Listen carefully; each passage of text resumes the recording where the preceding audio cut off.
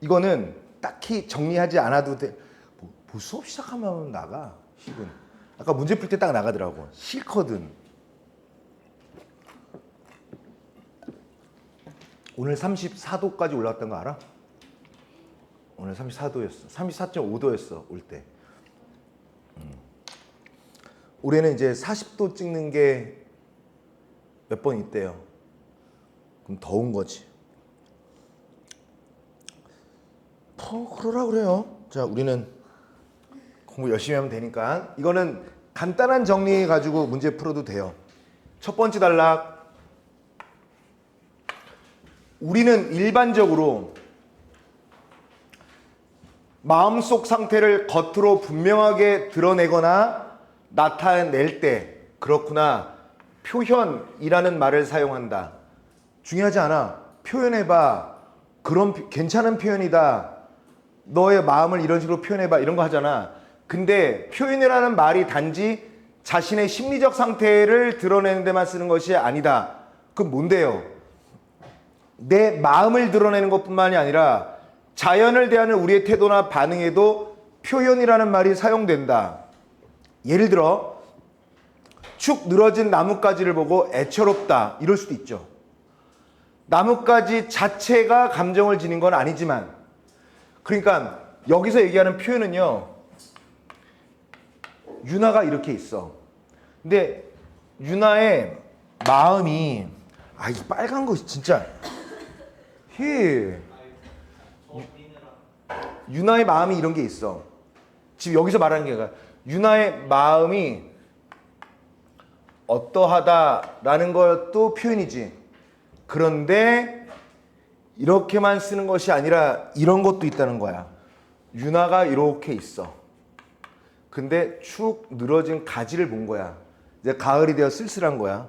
여름에는 그렇게 푸릇푸릇하더니 이걸 보고 애처롭다라고 얘기한 거라고요.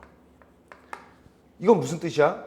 여기서 얘기한 것은 감정을 가진 주체의 마음을 드러내는 것뿐만이 아니라 감정이 없는 걸 보고 감정이 있는 사람이 그 대상을 본 느낌을 이렇다라고 얘기했다라는 얘기지. 괜찮아? 그래. 우리가 그것을 바라보면 내면의 정서를 투영하고 외부로 드러내는 행위를 통해서 표현이란 말을 사용하게 되는 것이다 라는 내용이에요. 우리 이거 시에서 맨날 하는 거잖아. 그치? 하지만 또 하지만이야. 그러나 해놓고 쭉 얘기하고 또 하지만을 얘기하는 거야. 이게 포인트겠죠. 앞으로 이 내용을 전개하겠다는 거야. 하지만 표현이라는 말이 가장 널리 사용되는 분야는 예술이고, 예술과 표현의 관계에 대해서는 맨날 얘기해왔다. 아주 오랫동안 고대에서부터 쭉쭉 얘기해왔다. 이런 말입니다. 이거 뭘 정리할 게 있어? 괜찮지? 요것만 봐도 이해되겠죠, 그렇지? 자, 넘겨서 첫째로 이제 뭔가 항목화하고 체계적으로 설명하려고 합니다. 첫째로 표현을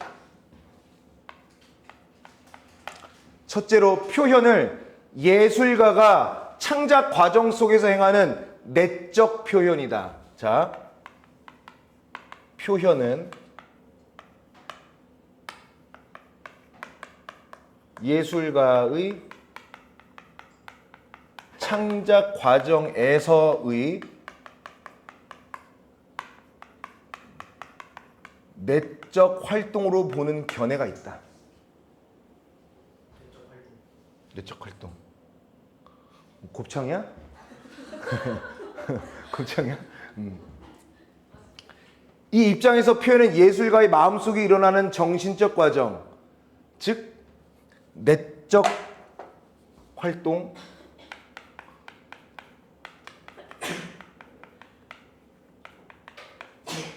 정신적 활동으로 봐도 되겠지? 이걸 누가 얘기했냐면, 이거 또 나온 거야. 작년인가 재작년 수특에서 나왔던 건데. 하지만 안 나왔지? 그 기출이 안 됐지? 봐주세요. 크로체와 콜링우드. 크로체와 이렇게 얘기한 게 크로체와 콜링우드입니다. 크로체는 뭐라고 했냐면 크로체는 예술의 본질을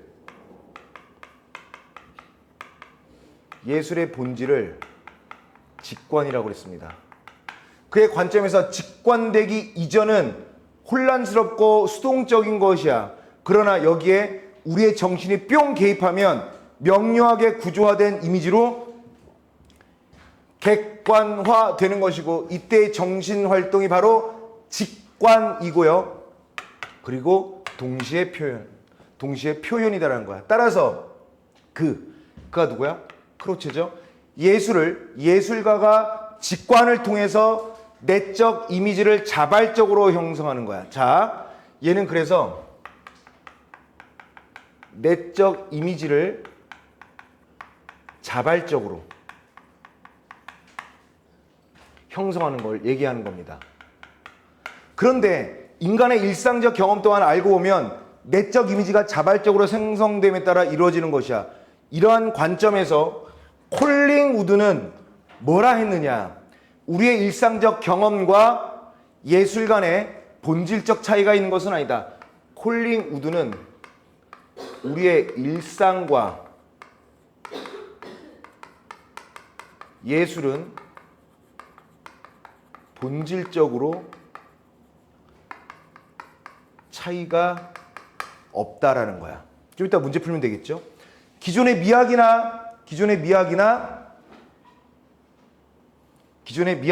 그 다음에 예술학의 일상과 예술 간의 연속성을 간과했다. 여지껏 예술은 일상이 아닌 뭐 대단한 것처럼 했는데, 콜링우드는 뭐냐면 일상 자체가 예술에 다 포함되어 있는 거고, 그 예술 자체가 우리의 일상이 될 수도 있다라는 걸 얘기하는 겁니다. 그래서 귀족적 취향의 산물로만 취급해온 것을 강하게 비판했다. 물론 예술가는 일반인이 쉽게 도달할 수 없는 풍부하고 복잡한 직관 능력을 지니긴 해. 예술가는 일반인과는 좀 달라. 그렇지만 표현이 만들어지는 방식 자체는 일반인이 하든 예술가가 하든 그 본질은 똑같다는 얘기야. 이해가 안 될 수 있어서 이렇게 한번 해볼게. 자, 봐봐. 어떤 어린아이가 동해에서 일출이 떠오르는 모습을 막 그렸어. 이렇게 해가 뜨는 모습을 그렸어. 예술가도 옆에서 동시에 그렸습니다.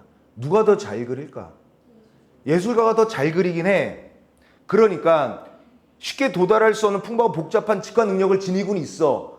근데 예술가가 떠오르는 태양을 그릴 수 있었던 것처럼 어린아이도 그릴 수는 있는 거라고요.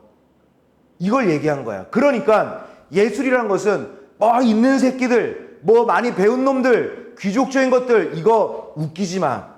4살, 5살짜리 아니면 우리 앉아있는 윤우도 다 이해할 수 있는 거라고. 아까 이해 못했지 근데. 아까 내가 나가서 물어봤거든? 첫 번째 질문부터 이제 틀리던데.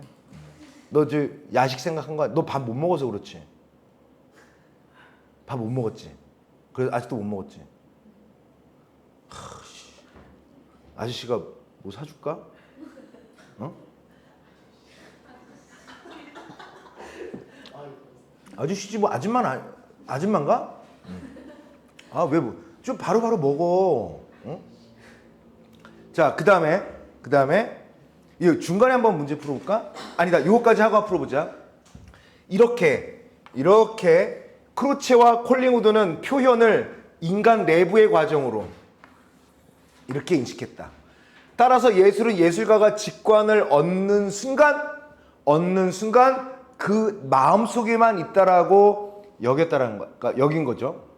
특히 크로체는 그림, 조각, 음악과 같은 물리적 매체로서 제작된 작품, 조각을 했어, 작곡했어. 그거를 그 자체로 보진 않았습니다. 그것은 단지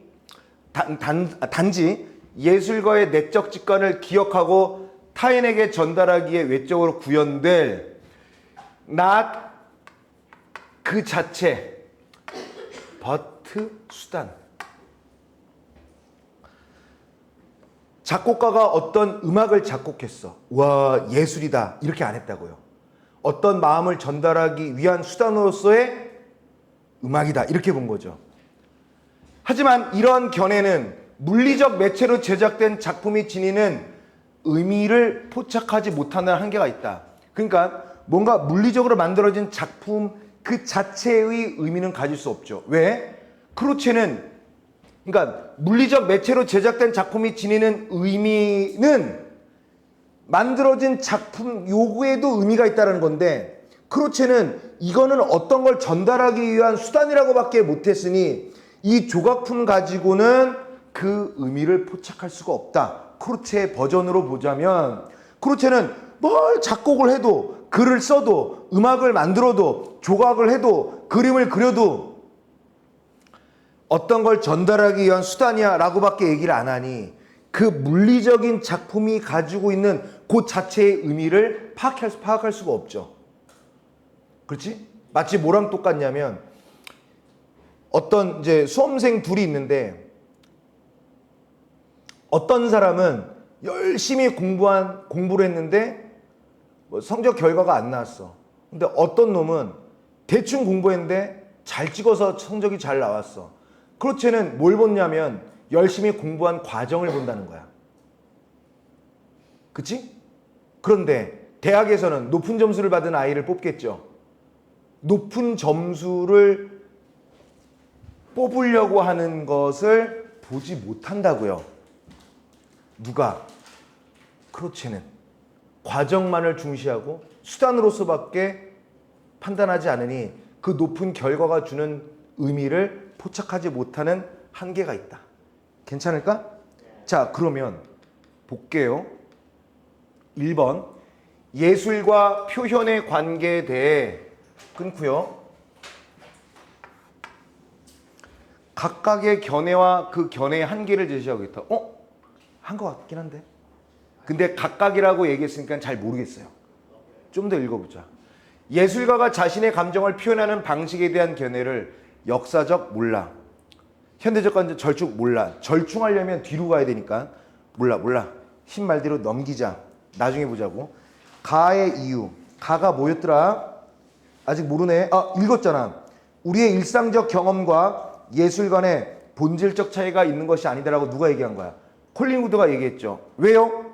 아까 이유 풀었죠. 왜? 맞는 내용을 고르면 돼. 전혀 이상하지도 않은 얘기를 언급한 것은 제거해버리면 되고요. 1번 예술은 일상의 정신적 삶과 유리된 특수한 기능의 산물이라고 누가 얘기했어? 콜린 우드가 이런 얘기를 할 리가 없죠. 2번 기존의 미학이나 예술학이 일상 예술 간의 연속성을 중시했다. 맞을까요? 아니죠. 3번 예술가가 직관하기 이전의 것은 혼란스럽고 수동적인 인상이니까 이거야? 물론 이거는 누가 얘기하긴 했어. 크로체가 얘기하긴 했는데 이유가 되지는 못하죠. 가가 뭐라고 그랬어요? 차이가 있는 것은 아니라고 그랬으니까요. 예술가는 일반인이 쉽게 도달할 수 없는 풍부하고 복잡한 직관 능력을 아니죠. 5번 일상적 경험과 예술 모두 내적 이미지가 자발적으로 생겨나는 과정을 통해 이루어지는 거니까 2번에 5번이라고 이건 지금 풀 수가 있네. 맞죠? 3번과 4번은 이건 좀 더 읽고 풀어야 되겠다. 네 번째 단락 봅시다. 둘째로 응? 3번이 뭐라고? 좀만 더 보자고. 기억이야, 기억? 3번 지금 풀자. 선생님이 지금 잘못 봤어. 3번. 자, 보기에 빈칸에 들어갈 내용으로 가장 적절한 것은 뭐냐? A평론가가 뭐래? 예술가들은 실제로 존재하는 다양한 소재를 사용해 자신의 예술적 감성을 드러낸다. 예를 들어 회화는 목판이나 물감 등의 소재를 활용하고 조소는 나무, 돌, 금속 등의 소재를 활용한다. 그리고 관객 또한 그걸 눈으로 보거나 손으로 만질 수 있는 소재를 통해 예술을 받아들이죠. 만약에 이러한 소재가 없다면 예술가가 자신의 예술적 감성을 표현하거나 관객이 예술을 수용하는데 어려움이 발생할 것이다. 기억이 뭐였습니까? 내적 활동으로 보는 견해죠. 그러면 A 평론가의 관점에서 이거를 평가한다고 할 때 뭐를 설명하지 못한다라고 얘기할까? 1번 예술의 본질과 직관의 관계인가?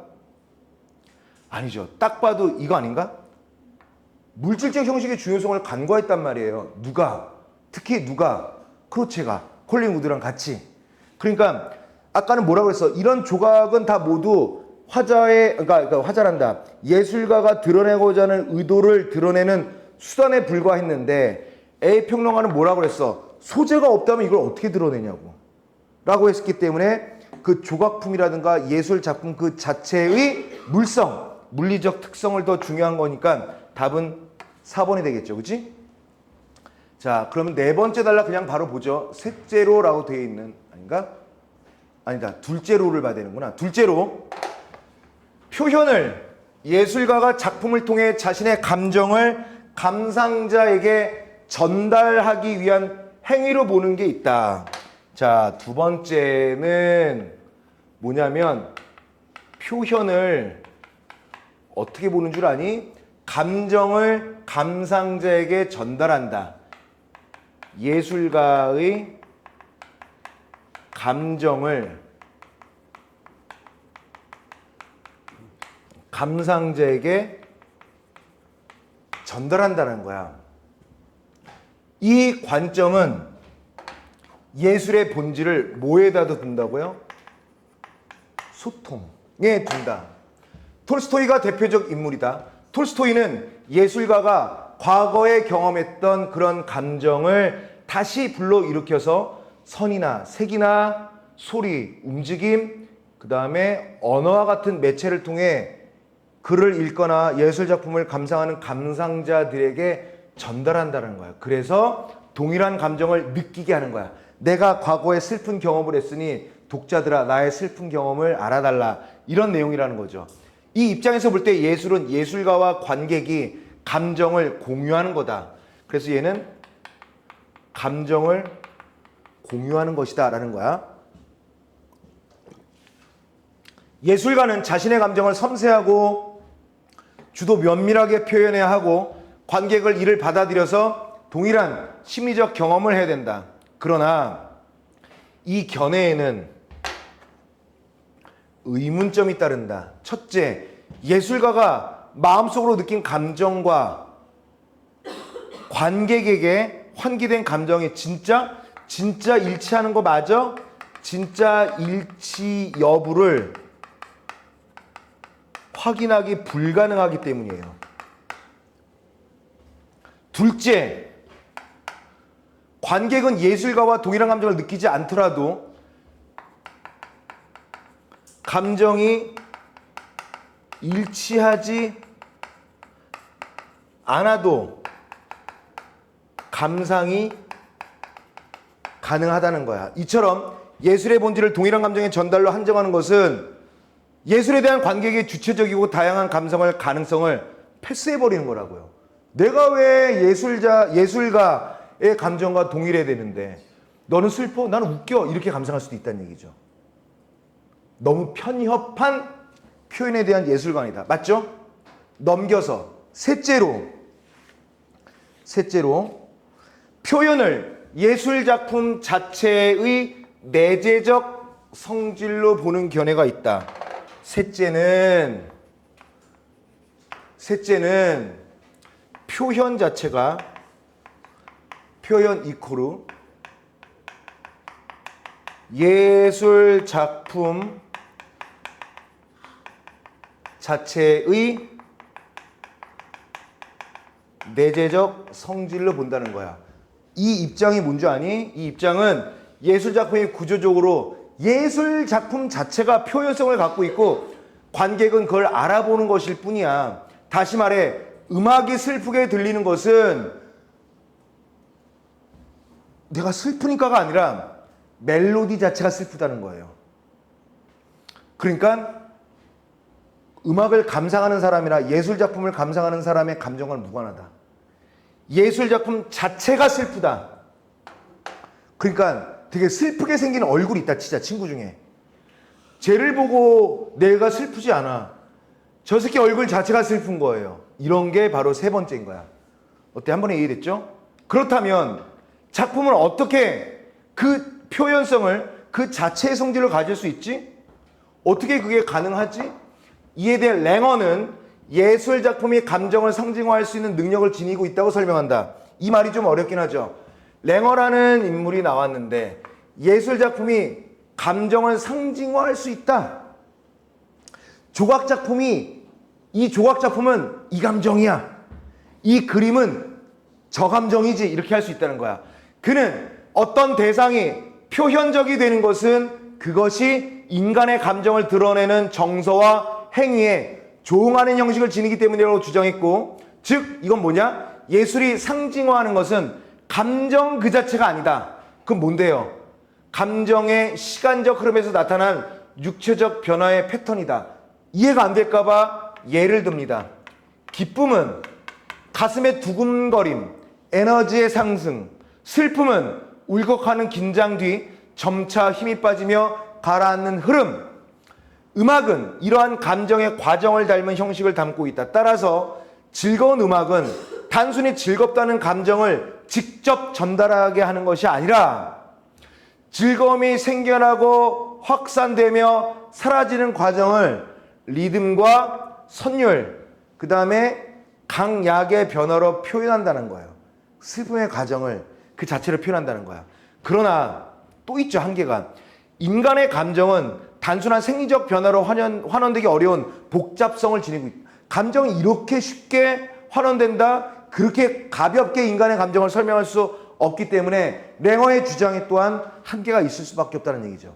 지금 계속 주장 한계 얘기하고 있죠. 그냥 나머지 읽어보죠. 한편 마지막입니다. 한편 피터 키비 등의 인물이 있는 유사성 이론 진영에서는 유사성 이론, 여기서 뭐라고 하냐면 랭어와는 다른 노선에서 예술작품의 표현성을 설명하는데, 이들은 인간의 몸과 행동에서, 인간의 몸 그리고 우리의 행동에서 표현적 성질을 탐지하는 우리의 자연적 경향성에 주목한다는 거야. 사람의 얼굴 표정, 목소리, 걸음걸이, 몸짓, 이런 것들은 우리의 감정을 직접적으로 드러낸다. 슬픈 표정이나 축 처진 자세, 울먹이는 목소리를 보거나 들으면 우리는 쟨 슬프군. 이처럼 마음의 상태와 행위 사이에는 나름대로 개념적 연관성은 있다라는 거죠. 그래서 슬픔이라는 감정은 슬픔을 드러내는 행위를 통해, 감정은 좋은 감정, 기쁜 감정은 기쁜 행위, 이런 거죠. 이 이론에 따르면 음악이 슬프게 들리는 이유는 음악 자체가 슬픈 것이, 그러니까 음악 자체가 지닌 형적 특징이 슬픔을 경험한 사람이 보이는 행동적 표현과 유사하다. 그러나 한계가 또 있죠. 이 이론은 음악을 비롯한 예술작품에 표현할 수 있는 감정을 특징적인 육체적 표현성에 지닌 것들로만 제한한 거죠. 그러면 슬픈지 안 슬픈지 애매한 감정을 어떻게 표현할 거냐라는 거야. 그래서 제한하게 되고, 이에 따라 이 이론이 적용될 수 있는 범위가 상당히 축소될 수밖에 없는 한계를 지니고 있다는 거죠. 그러면 봐봐. 1번은 누가 와도 답 1번이 되겠죠. 그치? 주장, 견해와 그 주장이나 견해가 가지고 있는 한계. 2번은 했나 아까? 안 했지? 했어 안 했어? 했지? 어쩐지. 3번 했고 4번 남았네. 5번이랑. 자, 화가 A는 몰아치는 바람, 흔들리는 나무, 하늘로 솟구치는 나뭇잎 등을 보며 벅차오르는 환희를 내적 이미지로 형성했다. 내적 이미지. A는 이를 그림으로 나타내기 위해 고민했지만 방법이 잘 안 떠올랐어. 결국 일반적으로 환희에 찬 사람들이 보여주는 얼굴 표정이나 몸동작 등을 그냥 그림으로 표현한 거죠. 이게 화가 A야. 그럼 1번 볼까요? 1번 먼저. 화가 A가 자신의 내적 이미지로 형성한 환희를 적절한 선과 색채를 찾아 그림으로 나타냈다라고 한다면, 끊고, 크로체는 이를 표현이 아니라 전달을 목적으로 한 외적 구현. 아까 얘기했잖아. 그럼 맞으니까 땡이죠. 2번. 콜링우드는 화가 A가 몰아치는 바람, 흔들리는 나무, 하늘로 솟구치는 나뭇잎 등을 보며 형성한 내적 이미지를 끊고요. 내적 이미지를 얼굴 표정, 몸동작을 그린 그림으로 나타낸 것을 예술이라고 보겠다. 맞아? 콜링우드가 그랬어요? 콜링우드는 아까 뭐라고 그랬어, 얘들아? 콜링우드는 뭐라고 그랬습니까? 우리의 일상적 경험과 예술관의 본질적 차이가 있는 것이 아니다. 자, 특수한, 그러니까 이거는 그냥 연속성이다라는 얘기죠. 그러니까 2번 보시면 봐라. 얼굴 표정, 몸동작 이게 아니라 이것을 그림으로 나타낸 것을 예술이라고 본다라는 것은 이 개념이 아니라 뭐라는 거야? 괜히 지워가지고 얼굴 표정, 야, 막 뛰는 동작, 이 그림 자체가 내 마음을 그렇게 나타낸 것을 예술이라고 한 게 아니라 콜린 우드도 마찬가지로 뭐라고 그랬어요? 과정이고 도구일 뿐이다라고 얘기했죠. 그러니까 이는 적절하지가 않아. 자, 그러면 작곡가 B는 가난과 질병 그리고 가정의 파탄이라는 얼룩진 불행의 한가운데서 고통을 받고 있었고, 그 자신의 경험이잖아. 자신의 경험. 그리고 자신이 느끼는 지속적인 슬픈 감정을 느린 박자와 천천히 진행되는 음악 정식으로 표현했고, 이 곡을 들은 감상자 씨는 슬픔과 고통을 알아봤어요. 소통했다는 얘기예요. 그러니까 작곡가 B가 만든 곡을 들은 감상자 씨가 슬픔과 고통을 알아본 것에 대해 끊고, 톨스토이는 굿이라고 얘기하겠죠. 톨스토이는 작가의 과거의 감정을 환기시켜서 전달하는 거라고 그랬으니까. 4번. 감상자 C가 작곡가 B가 만든 곡에서 슬픔과 고통을 알아본 것에 대해 랭어는 뭐라고 그랬을까?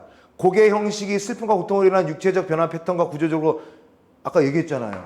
근데 역시 랭어도 한계가 있었던 거 맞죠? 5번.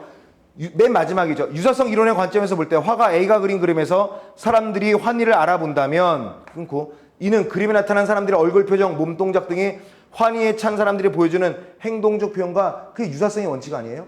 그러니까 맞죠. 그래서 콜링우드는 이것을 예술작품으로 보지는 않을 것이다. 그의 이론에 따르면. 자, 그 다음에 마지막 5번인데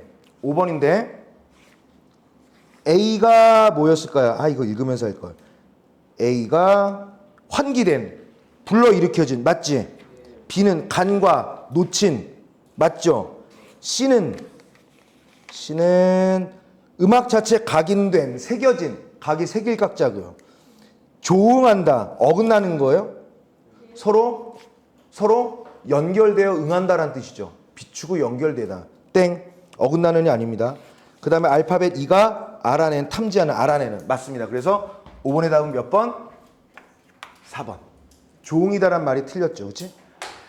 그래서 이렇게 됐습니다. 다음 시간에도 독서 할까? 응? 다음 시간에도 독서? 잠깐만 기다려봐봐. 잠깐. 지금 보니까 이거 아니야. 다음 시간에는 문학을 해야 돼요. 문학이 길어서 한 번 올 때마다 하나씩밖에 못 하는데 독서는 2개. 다음에 문학입니다. 알겠지? 자, 좋습니다. 고생하셨어요.